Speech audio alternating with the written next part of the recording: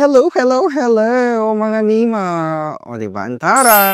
Okay, in today's video, tangan na naman ang ating pagjujusapan ng bongga-bongga. O, diba? Antara. So, bagong-bago siya sa mundo ng kajutangan at mga ola-ola na yan. Mga loan apps. Hindi ko alam kung legit siya, pero you decide kung talagang legit siya or whatnot. Kasi may SEC registration din naman siya. Do your own research. Check nyo nga sa CIC kung accredited siya as submitting entity or kung talagang legit na legit. Alam nyo na yung ibig kong sabihin. Kasi nga bago siya, diba? So, hindi ko alam kung ano ang experience na nakuha ninyo. I mean, do you have any experience? Pa-comment and share naman dito sa video na ito. At bago tayo magpatuloy mga memorya, don't forget to subscribe sa aking channel. And i-click nyo yung notification bell para every time na magkakaroon tayo ng ganite chiwang mga video review, kayo ang unang majajump na ng Chika Bomb Bomb. So let's get into the topic. In 3, 2, 1. Pasok, Madam Jutangera!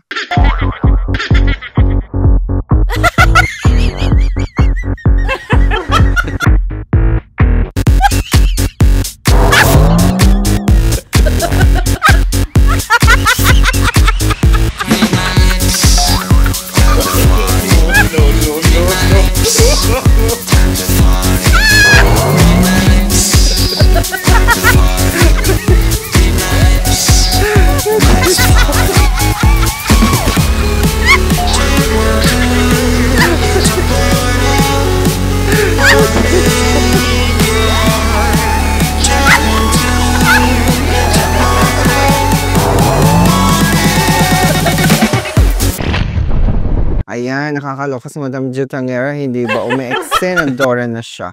Anyways, as you can see, eto siya, oh. Sino ba yan? Team Marcos ang tinutukoy mo. Scheisse! Credible!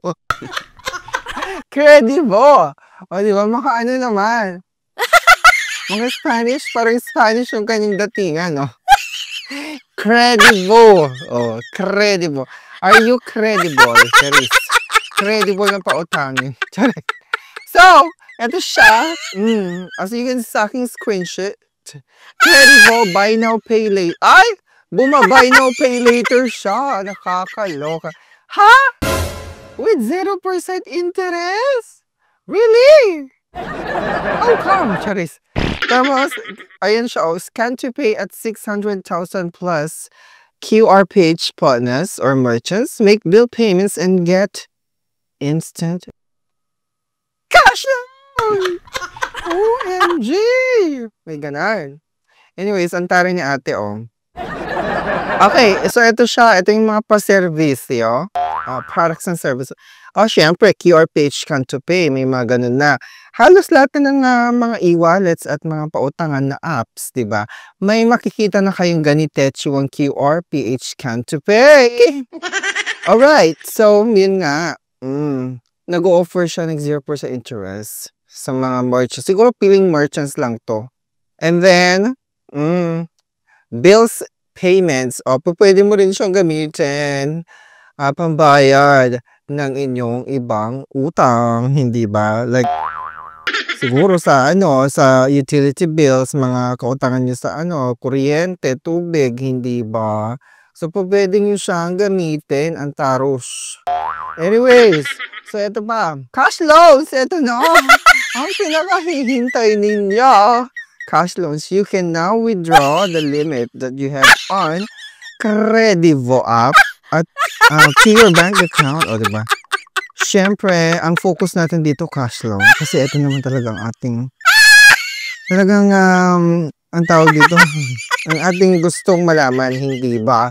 Sa lahat mga nanonood dyan na ating mga kajutangeras, o diba, tumutok kayo para magkaroon tayo ng kaalaman dito sa bagong loan app na Itachi Warrior. Actually, hindi lang siya app, no? Pwede rin makita ito sa website. Kasi itong tinitignan ko yung website, Kaso, pinapa-download pa rin tayo ng Credivo app kapag mag-apply ka na. Kailangan mo siya i-download via Play Store. Wala siya sa App Store as of the moment. Sa Play Store lang siya. Okay, Mami Maria, sa mga baguhan pa lang, o, di ba? Again, do your own research. Baka kayo magjutang-juta. Huwag kayong basta-basta tsumorba ng mga kajutangan, Mami Maria. Siyempre, magbasa-basa muna kayo ng terms and conditions ng mga loan apps. Okay, let's continue the topicalia. Okay, as you can see, benefits. O, may pa-benefits si benefits of using Credivo. Okay. So, ito yung mga benepisyo niya. So, you can apply in minutes with only ID and selfie. Oh, yun lang. Napakadali. ID and selfie lang. Tapos, pagkatapos nyon, syempre, makapag-fill out ka na ng mga required information.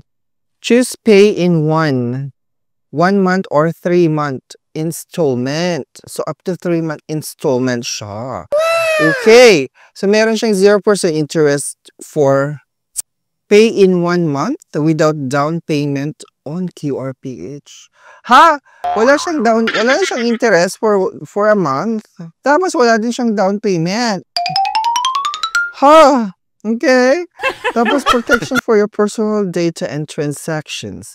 So, syempre, kailangan i-prioritize din ng mga ganitong mga app yung ating security when it comes to our data, o, diba? Dapat secured talaga yan. Kasi hindi gaya ng mga ola-ola dyan na ginagamit nila yung data. Kapag nag-install ka ng app, nagkaroon na sila ng copy or backup. Tapos yung kapag na-late ka or na hindi ka nakapagbayad on time, ginagamit nila yung ka-impormasyon mo dun para i-blackmail ka, hindi ba? Like contacts. Diba? Pag hindi ka matawagan, sila yung tinatawagan ng bonggang-bongga. Nakakaloka tong mga ola. Okay, anyways, how to transact, Team Marcos, using the Credivo. Turuan mo kami. So, step 1, ito na nga. Open Credivo dashboard. Tap mo yung pay with QR icon. Ito yung sa QR pala.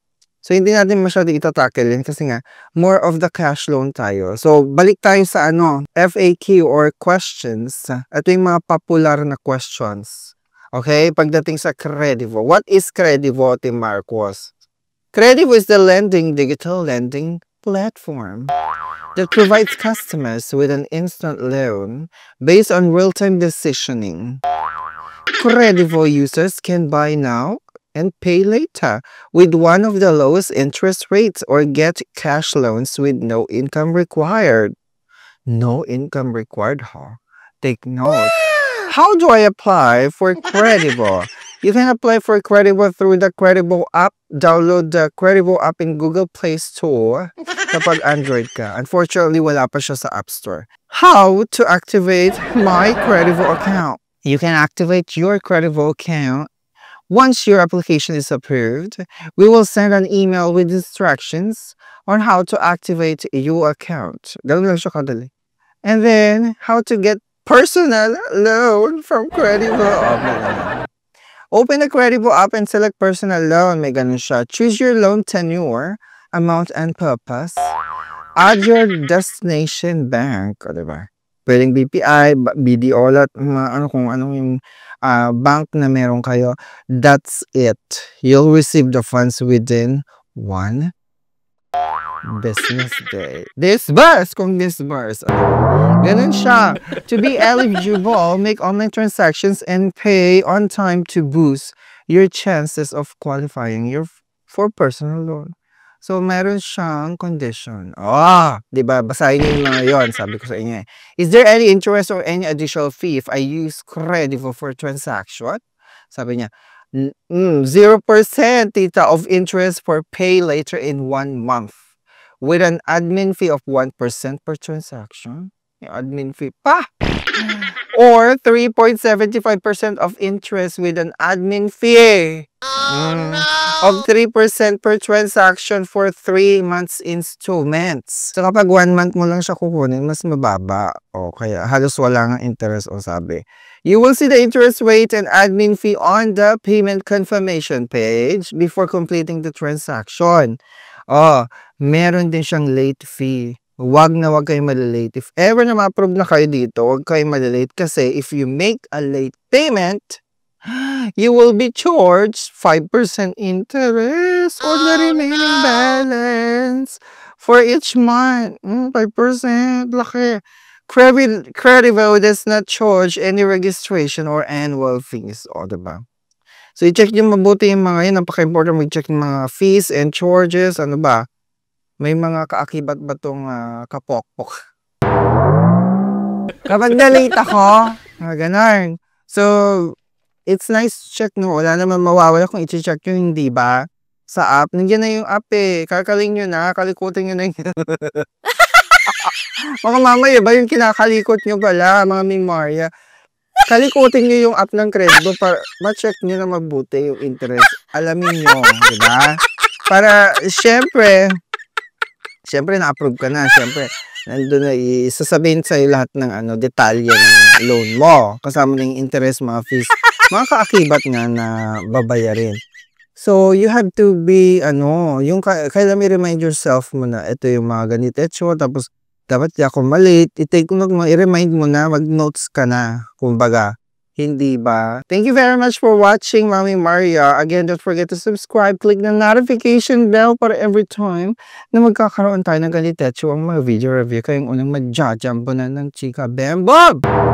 I-follow nyo rin ako sa aking Facebook and TikTok because doon ako umaaura ng bonggang-bong. Thank you very much! Enjoy! Thank you! Sama ko, hindi ko madigid jutagera. Hindi ba siya jutagera, malinis. Walang utang yan. O, di ba, taray? Oo, hindi siya mahilig umutang. Hindi siya mahilig jumut. Di ba? Eh, di wow. O, taray, mag-ano kami. Okay na, sige na!